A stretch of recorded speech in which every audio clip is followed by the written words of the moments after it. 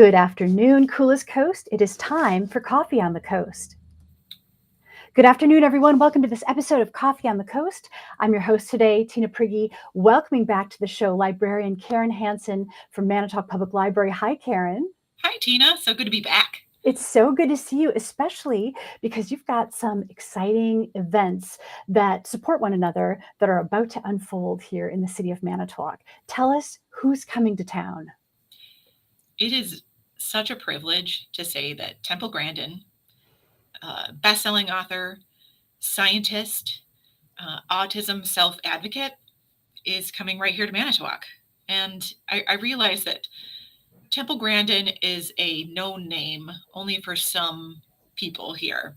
But I promise you there are a number of folks from across the region who are going to be traveling here on June 21st to go to the Capitol Civic to see her live and in person. She has, to say the least, made a profound impact on the cattle industry, for one. If you ever go out and eat a burger or you consume meat, I mean, chances are that that meat made it to your table because of her brilliant mind and visual thinking to rethink how we handle animals from farm to table and making sure that we treat animals with dignity and respect throughout their journey to a slaughterhouse.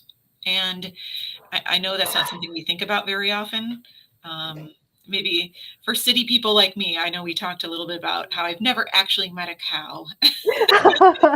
Which we need to change that, but You do. I really want to meet a cow, but I would say that she really had such a different way of thinking that revolutionized that industry for the better and has resulted in more efficiency and better treatment and handling to make sure our food is treated well and that we can respect that. and what's really cool, so like here's a copy of one of her books that Karen is talking about.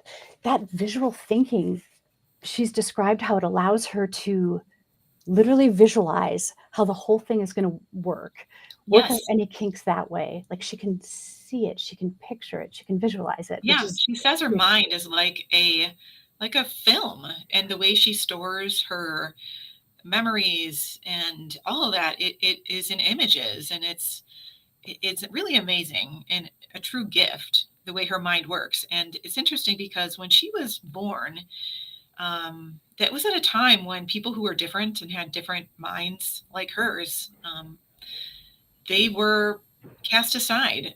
Doctors had recommended to her mom that she be institutionalized. She'd not speak until she was 3 years old. And imagine if her mom and those around her in her life had not advocated and had not taken the time to shape her and bring out her gifts, we would be missing out on these tremendous changes that she's brought about in our society. You know, the interesting thing too is that she credits her abilities that have so changed the cattle industry and agriculture. She's credited her autism with seeing things from that perspective.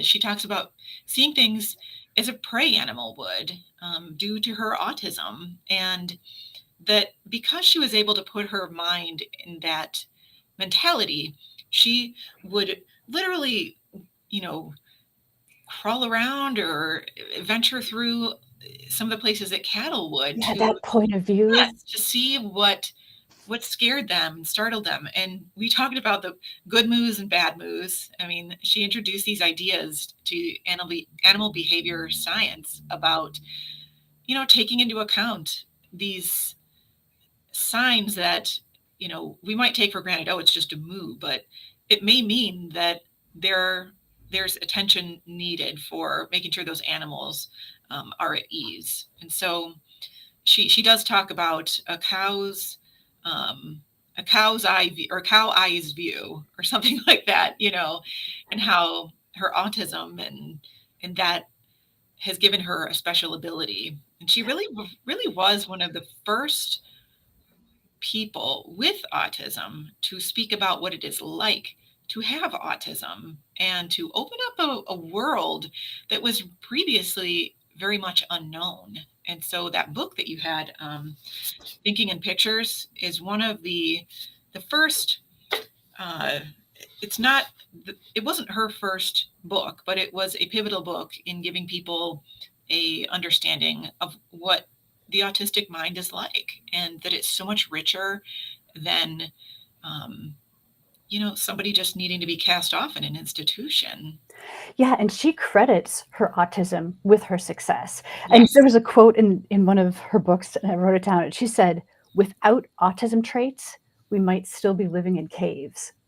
I couldn't agree more. I think that in her latest book, Visual Thinking, I have that too. I highly recommend it. It's really um, a wonderful and thoughtful account of the different kinds of minds in our society, and not just now, but throughout some of our recent history. That, and thinking about those minds and the traits that some of these people had, geniuses like Albert Einstein, others who may have come across as an odd person, even more contemporaries. I think, was it Steve Jobs or some others that didn't always do so well in traditional ways, school, didn't take the tests well, maybe dropped out because it wasn't suited for them. And I love it that she really brings light to the value of those minds and their great contributions. I mean, she talks about techies being often the case, having minds that work in the ways that maybe autistic minds or minds on the autism spectrum that make these contributions and help us solve problems that we neurotypicals or people without um, a diagnosis of autism, ADHD, you name it, those minds maybe could not see. So I do love the celebration and value she places on people in our society who otherwise would not be looked at in that way. Yeah, and she does highlight too some of the limitations of the current education stricture that we Yes, have, that it's not one size fits all, and that if we can recognize the talents that each individual has and develop those talents, think of the innovation we'd have in our society. I agree. It is one thing I really appreciated about that book. Um, and I think sometimes there's such a focus on testing and these traditional measures, and so much so that sometimes we see a culture of schooling across the country that has, in favor of these tests, taken away some of these hands on um, classes like shop and art and even music in favor of the academic. But she really presents a case for why all of those things work together and how even minds that we consider so brilliant have these other interests like music. And she brings up a point in Visual Thinking that most recent award winners, I can't, there is an innovation. I'm trying to think. Nobel Prize winners, Hmm. perhaps, Right. how they have other hobbies. And so, music, for one, hobbies that, so that it's not just math or other scientific pursuits that they have.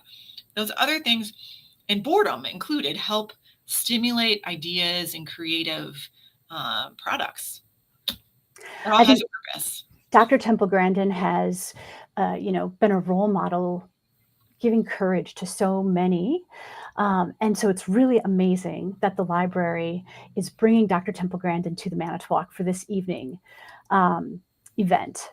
Now, this event is sold out, but you know, so cool that this is happening at the Capitol Civic Center.